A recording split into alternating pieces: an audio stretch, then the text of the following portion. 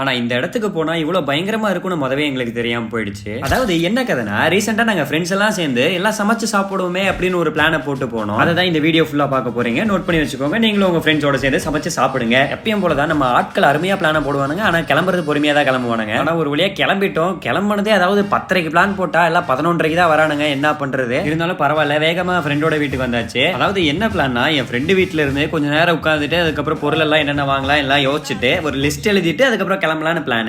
தேவையான பொருட்களை பத்தி எழுதுனா எதுக்கு வந்தோடனே தெரியாம உட்காந்துட்டு இருக்கானுங்க. சரி, அது இருக்கட்டும். இவரு தான் அந்த ஃப்ரெண்டு. இவரோட வீட்டுல தான் நம்ம அட்டியை போட்டோம். அப்படியே அவனையே இஞ்சி பூண்டு பேஸ்ட்டும் அரைக்க வச்சுட்டோம். நாங்க பிளான் போட்டது கிட்டத்தட்ட 11 மணிக்கு போயிட்டு அப்புறம் 12 மணிக்கு ஸ்டார்ட் பண்ணோம்னா ஒரு 3 மணிக்குள்ள சாப்பிட்டு முடிச்சிடலான்னு பிளான். ஆனா வந்து டான்ஸ் ஆடிட்டு இருக்கானுங்க. சரிரா, ரைட்ரா, இன்னைக்கு மதிய லஞ்சு அதாவது ஒரு 7 மணி 8 மணி ஆயிடும் நினைக்கிறேன். சரி, அடுத்து நம்ம என்ன சமைக்க போறோம்னு சொல்றேன். அதாவது சிக்கன் பிரியாணி, அதுக்கப்புறம் சிக்கன் கிரேவி, அதுக்கப்புறம் ரைத்தா செய்யலாம்னு இருந்தோம். பொருள் வாங்கிட்டு வரதுக்குள்ள ஒரு டிக்கெட் நாக் அவுட் ஆயிடுச்சு. நான் சொல்றதை நினைச்சு பாருங்களேன். இந்த மாதிரி ஒரு தோட்டத்துக்கிட்ட ஒரு கொய்யாக்காவை பறிச்சு சாப்பிட்டு உங்க ஃப்ரெண்ட்ஸ் எல்லாம் சேர்ந்து சமைக்கிறதுக்கு அப்படியே போனா எப்படி இருக்கும்? சீரியஸா சொல்றேன், ட்ரை பண்ணி பாருங்க, பயங்கரமா இருக்கு. சரி, நாங்க எந்த இடத்துக்கு போயிருந்தோம்னா, இங்க இருந்து ஈஷா பாத்தீங்கன்னா 3 கிலோமீட்டர் தான். அந்த ஈஷாக்கு பக்கத்துல ஒரு குளம் இருந்துச்சு, அங்கதான் போயிருந்தோம். சொல்ல மறந்துட்டு பாருங்க, நாங்க பாயில்ட் எக்கும் பண்ணலான்னு ஒரு பிளான் வச்சிருந்தோம். அதை எடுத்துட்டு போகும்போதே 2 முட்டை உடஞ்சிருச்சு. போன உடனே பொறுப்பா நம்ம நண்பர்கள் எல்லாமே கிளீன் பண்ணி வச்சுட்டானுங்க. சிக்கன் எல்லாம் கழுவி வச்சுட்டானுங்க. சில பேர் தண்ணிக்குள்ள ஆடிட்டு இருந்தானுங்க. வேற மண்டையில ஒருத்த பூவை போட்டு ஒர்க் பண்ணிட்டு இருந்தா, அந்த அளவுக்கு வெறித்தனமா ஒர்க் பண்ணிட்டு இருந்தானுங்க. நம்மளும் சைட்ல போய் விறக கேட்ச் பண்ணிட்டு வந்தாச்சு. அப்பதான் அடுப்பு எரிய வைக்க முடியும். அடுத்து என்ன, அடுப்பு எரிய வச்சு அடுத்தடுத்த வேலையும் பார்க்க ஆரம்பிச்சாச்சு.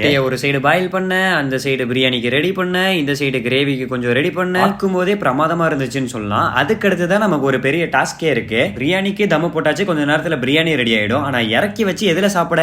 நண்பர்களே, வாழை இலையா இருக்க ஒருத்தன் போயிருக்கான்.